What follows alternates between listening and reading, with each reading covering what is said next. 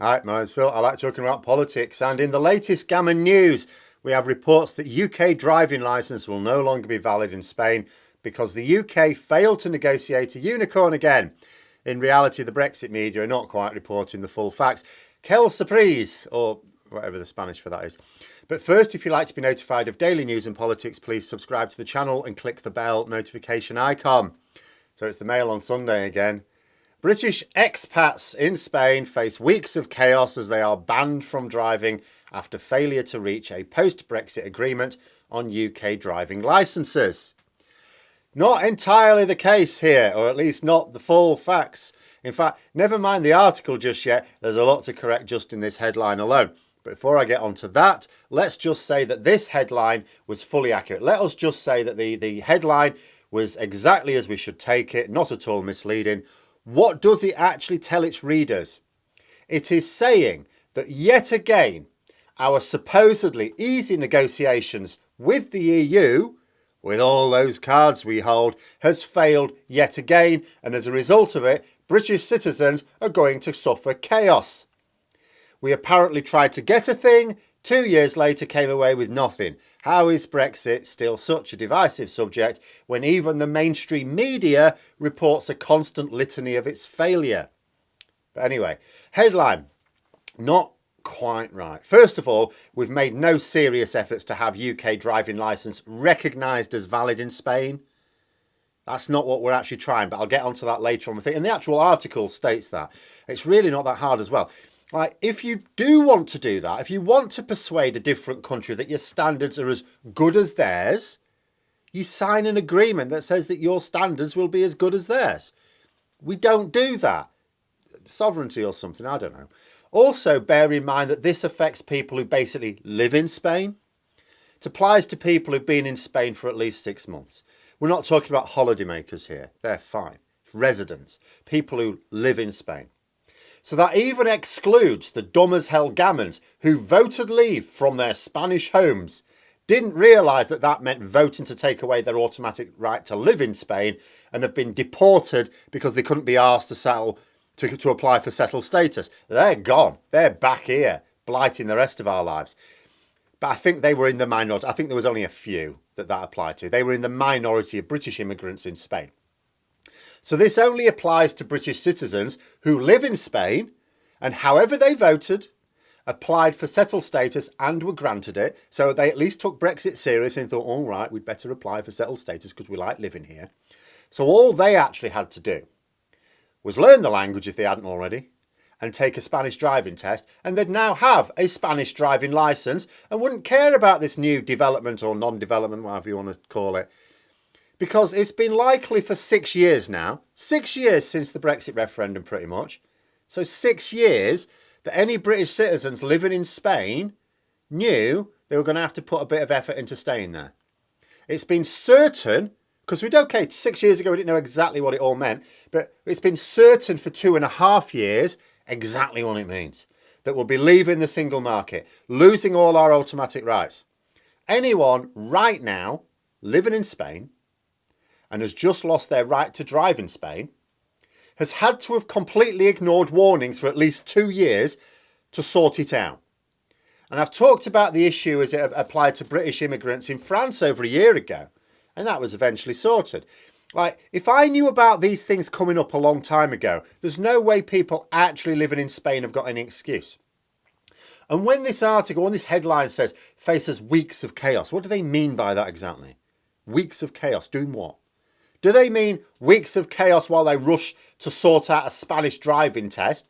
No, even that would be dumb because they should have done it earlier. They mean weeks of chaos while the Spanish come to an agreement on UK driving licences. According to the Mail on Sunday, senior gammon Ian Duncan-Smith directed racial slurs at the Spanish authorities and said it's time to pull their finger out and do what they agreed. Didn't really agree anything. That's why the talks are still ongoing, because we haven't agreed. That's why we're here. Now, it is the case that the Spanish authorities may well accept, that the UK driving licences can be sort of converted over at some point. But they don't have to. Frankly, after that response from a senior Conservative MP, I think if I were in charge, I'd be tempted to say, Well, we set a deadline for April the 30th, 2022. We seem to have gone past it, so tough. I don't think they will, but, I'd be tempted. The article also suggested that other EU countries had already agreed to this. Again, it's not really quite the case. It's like different in different countries. Most EU countries have sort of allowed British residents in some way to use their UK driving licences, but only if they were issued before we left the single market. Like in France, I talked about France before. In France, for example, UK driving licence, as long as it was issued before we left the single market, when everything was accepted as being of EU standard, then it's okay. But if you pass your test at any point from the start of last year, then it won't be valid. Again, for residents, this doesn't impact tourists. In fact, it's actually almost amusing. I don't want to say actually amusing because I appreciate the difficulty some people are in. But it is almost amusing that I could go to Spain if I had a passport. But in theory, I could go to, if I smuggle myself in, I could go to Spain. I could drive around with my UK driving licence. Don't know what the Spanish road signs mean. I'll try and work it out. I'm not very good at driving on the right. But I could legally drive there as long as I had a passport. But someone who's been living in Spain for years, they actually know what the road signs mean. They can't. That's a bit mad. But in addition, it's not even a case of discussion to accept UK driving licences, because that's the implication. But it's not. If you can be bothered to read the article, it even quotes the Foreign Office saying that the talks are aimed at allowing British immigrants to swap their UK licences for Spanish ones. So it's not like driving around with a UK licence. It's like getting a Spanish licence. That's what the talks are all about. Why have people been sat living in Spain going, oh, when can I turn my UK licence to a Spanish one? Did they not think, why don't I just do a Spanish driving test? You get a Spanish licence that way as well. And the article says that tens of thousands are affected by this and now unable to drive. It's crazy. If the talks are only aimed at allowing these British residents in Spain to swap their UK licence for a Spanish licence, why don't they just do the test? Why haven't they done that? Why have they gone along on the assumption that the UK government are going to do anything useful to mean that they don't have to do anything?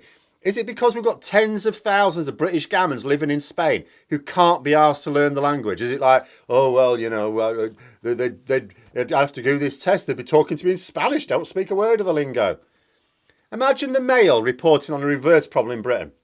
Let's say there was a load of Spanish immigrants moaning that they couldn't drive anymore. The Mail would be attacking them for being too lazy to learn the language and, why don't you just do a British test? Not a word about this in this case. So although there is a sense in which you can have some sympathy for people who've been living and working in Spain and they need to be able to drive to get about, whether it's for work or just to get groceries, remember what's caused this. Tens of thousands of people who spent years knowing we were likely to leave the single market and didn't take steps to make sure that they could still live their lives. Then spent 2 more years knowing we were leaving the single market and still didn't take sufficient action. Yes, okay, the ones left are those who applied for settled status. It's not like they did nothing. They didn't get deported like the cretins who couldn't even be asked to do that.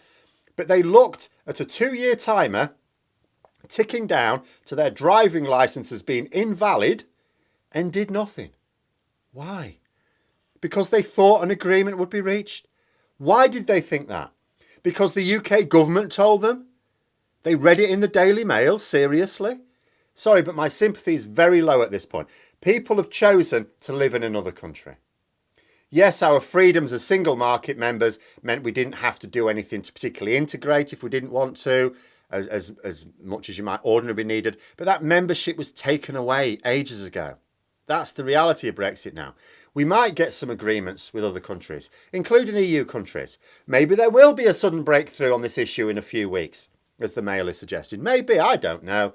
It's true that some forms of agreement have been reached with other EU countries, and Spain has a lot of British immigrants. It's not really in their economic interest, I suppose, just to not come to any agreement at all. But how arrogant, as a British resident in a country where you just lost a load of freedoms, do you have to be to think that it'll all just work out without any effort on your part? And I'm conscious at this point that, yes, maybe some of the people affected are nice people. They didn't vote leave. Or if they did, they regretted falling for the lies immediately. There's no excuse for this. You live... I mean, when I used to go on holiday, when I was a kid, and parents, we used to go on holiday a lot in different countries, I used to hate speaking English and being understood. It used to make me feel terrible. I'm in someone else's country and I can't even be bothered to learn the language. I mean, I could, I was just not very good at it. To live in a country and not learn the language. Because what other barrier was there for these people over the last couple of years not being able to do a test? The pandemic will have snookered it for a bit, but not all this time. Why didn't people just do a Spanish driving test? And the problem, of course, is that British exceptionalism striking again. Because in this video, I've talked about British immigrants in Spain, but that is not what the Mail call them, is it? No. Headline, expats. Because the British can't be immigrants, because immigrants are bad, ungrateful drains on society who can't be bothered to learn the language and integrate into our society. No, so when it's Brits, you can't call them immigrants, because these papers spend all their time trashing immigrants. But they're read by Brits, including Brits aboard. So they need a special word to distinguish them from the rest of the world. And that is part of the problem. Not realising that what's good for the goose is good for the gander. These lobster-skinned gammons in Spain voting leave to stop the bloody immigrants without ever considering that the immigrants they were stopping were themselves. But those are my thoughts. Let me know yours in the comments below. I hope you found the video interesting. If you did, please click the like button and maybe even click on the join button if you'd like to be interested in membership. And until next time, I'll see you later.